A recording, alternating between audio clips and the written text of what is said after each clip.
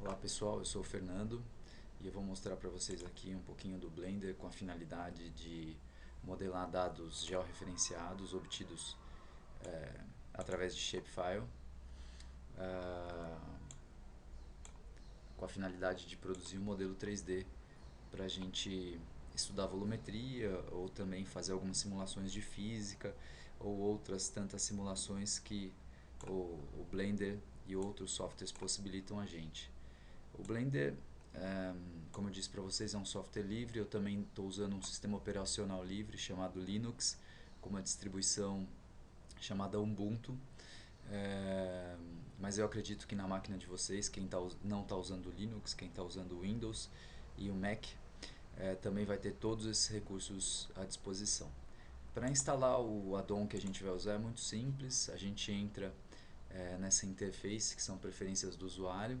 Ele tem várias abas aqui. Na aba complementos a gente tem diversos plugins aqui que podem ser instalados. Alguns plugins, por exemplo, para a gente pode exportar ou importar arquivos do AutoCAD para quem tem costume de trabalhar.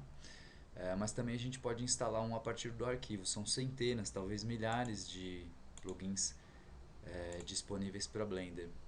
Aqui o que a gente vai usar no caso é o Blender GIS. Eu vou colocar todos os links, na verdade eles já estão num tutorial que eu criei, que está lá no meu GitHub. Eu vou deixar o link para vocês junto com o vídeo. Lá está tudo explicado. Então eu instalei a partir do arquivo, procuro ele agora. Então eu tenho aqui o plugin que é o Blender GIS. E ele estando selecionado, provavelmente na máquina de vocês ele vai estar aqui, essa caixinha de seleção. A gente salva nas preferências do usuário para não ter que fazer isso toda vez que abrirmos o Blender. E aí ele abre aqui mais uma dessas tantas opções, que é a opção GIS.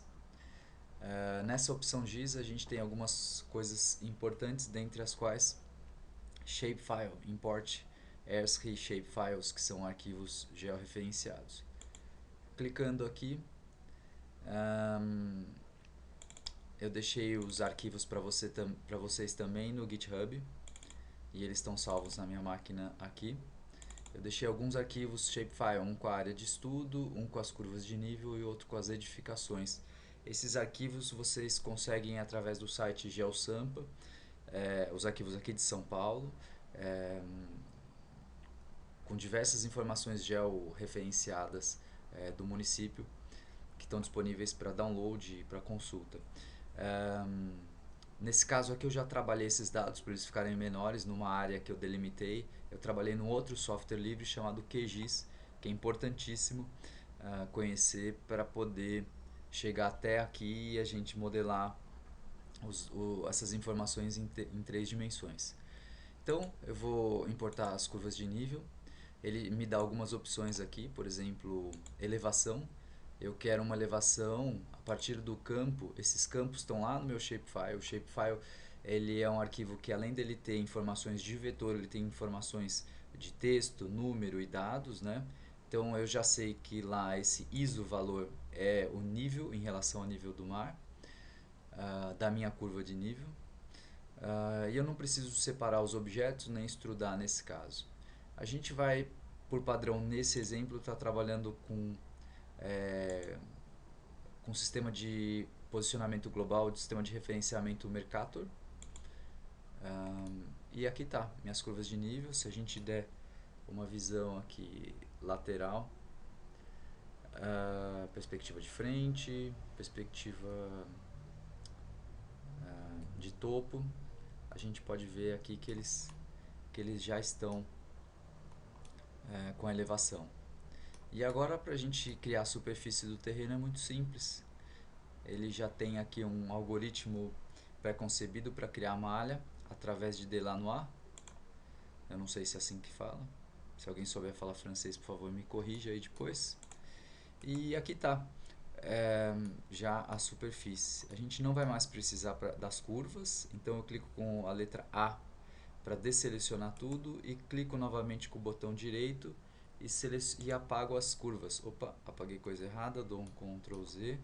Eu também tenho outras possibilidades de selecionar, que mais para frente eu explico para vocês. mas que para agora apaguei errado de novo.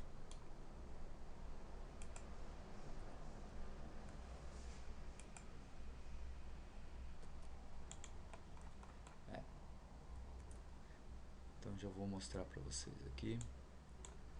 Eu posso criar várias dessas janelinhas, então eu tenho uma janela para cada tipo de coisa aqui que eu consigo. Então eu tenho propriedades, que é essa aqui, esquematizador. Então eu tenho aqui, posso selecionar as minhas curvas de nível, ou como as layers no AutoCAD, eu também posso fazer aqui, ou simplesmente selecionar elas por aqui, né? Então elas estão selecionadas, eu posso apagar, mas no caso aqui eu só vou escondê-las. Bom, estamos aqui com a superfície do terreno, que é uma região na Vila Mariana, próximo ao metrô Vila Mariana. Então eu vou importar agora as edificações. Importando as edificações, ele já me dá as mesmas opções. Eu vou colocar aqui Mercator. A elevação, eu não tenho a elevação cadastrada ou definida no meu shapefile, mas eu posso fazer uma extrusão, porque eu tenho lá a altura de cada edificação. Então eu posso extrudar ela através do eixo Z. Eu poderia extrudar também a partir das normais, mas no caso aqui eu vou optar pelo eixo Z e vou dar um OK. Desculpa, esqueci de um pequeno detalhe. Então vamos lá de novo. Qualquer objeto que eu seleciono, aperto a vírgula do teclado numérico e ele me deixa no zoom. Também, o Blender tem vários atalhos, é importante saber, ele ajuda bastante no Blender. Então vamos lá importar de novo, edificações, importar, extrudar a partir da altura, no eixo Z, com Mercator. De novo, não fiz, é o primeiro screencast que eu estou gravando na minha vida, talvez. Então posso estar um pouco nervoso, talvez também. Acredito que não, estou mais atrapalhado mesmo do que nervoso. Então aqui estão as edificações. Eu preciso separar os objetos. Isso aqui vai ser muito importante para a gente posicionar eles no terreno. Altura, Mercator e OK. Ele demora um pouquinho mais, mas está lá todos os objetos. Para a gente fazer o próximo passo, eu preciso que eles estejam acima do terreno. Então eu simplesmente movo eles clicando no Gumball. Eu também poderia clicar, tem vários atalhos, a letra G, por exemplo, é um atalho de movimentação. Eu aperto a letra A e está lá os meus edifícios, mas só que eles estão bem distantes do terreno. Então o que a gente vai fazer agora para que eles fiquem? Eu pego um prédio aqui maior, para demonstrar para vocês, clico com o botão direito do mouse, ao contrário de outros softwares 3D, que normalmente é com o botão esquerdo, aqui é com o botão direito para selecionar. E eu tenho aqui algumas opções de modificadores de informação. Eu tenho uma especificidade do Blender que chama Constraint, ele chama restrição. Eu tenho várias restrições aqui para trabalhar, não posso dizer que é parametricamente, mas para trabalhar de maneira mais conjunta com outros objetos. E aqui eu tenho uma restrição que é Shrink, ou envelopar em português, Shrink Wrap, que ele praticamente joga o determinado objeto sobre uma superfície ou outro objeto. A gente tem muitos objetos nesse modelo aqui, porque cada edifício virou um objeto. A gente poderia selecionar eles por aqui, mas eu também tenho o nome dele aqui, que é Team. Eu posso mudar o nome, não foi o caso. Então eu digito aqui simplesmente Team e tá lá, o edifício já grudou no terreno. Bom, não seria muito viável fazer isso com tantos outros edifícios. A gente tem bastante aqui, sei lá, mais de muitos. Deve ter um comando que conta tudo isso. Eu não sei qual comando que é. Se alguém tiver curiosidade, depois me explica, que eu tenho curiosidade de saber. Mas a gente tem um atalho aqui bem melhor. Eu desseleciono tudo, eu não preciso de nada selecionado. Com a letra B, com a tecla B, eu crio um comando para selecionar vários objetos de uma vez. Então eu seleciono, o computador que eu estou trabalhando não é muito potente, mas esse é um processo que demora algum tempinho para selecionar tantos objetos. Bom, já estão selecionados aqui. E eu entro no menu. O Blender ele é cheio de opções, vocês veem que tem bastantes barras aqui. A princípio ele é um pouco assustador, mas ele é um software de curva de aprendizado bastante rápida. É, cada janelinha dessa aqui, não sei se vocês estão conseguindo ver, eu não consigo dar zoom. Elas têm uns cantinhos assim, né, que a gente pode mexer nesses cantinhos, trazer mais para baixo, trazer mais para cima, movimentar, abrir. É, então o menu normalmente ele fica embaixo aqui, esse menu da View 3D ele fica embaixo. Então eu selecionei tudo, eu venho aqui em objeto, restrições, copiar restrições para os objetos selecionados. Eu só esqueci de um procedimento aqui.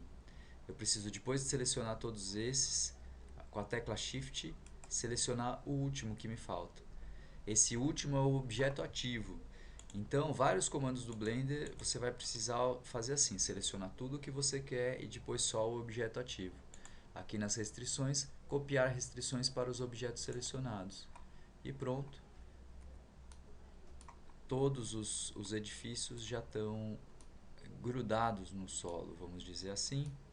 E aí a gente já tem nosso modelo aqui para depois cortar, renderizar, simular, enfim, fazer diversas coisas. Esse processo normalmente ele estava demorando bastante. A gente tem outros softwares comerciais que fazem isso, mas que até então não tinha um processo muito simples a partir do shapefile para ir diretamente para o modelo 3D. Então o Blender está possibilitando isso para a gente, e além do que daqui para frente ele pode possibilitar muito mais coisas.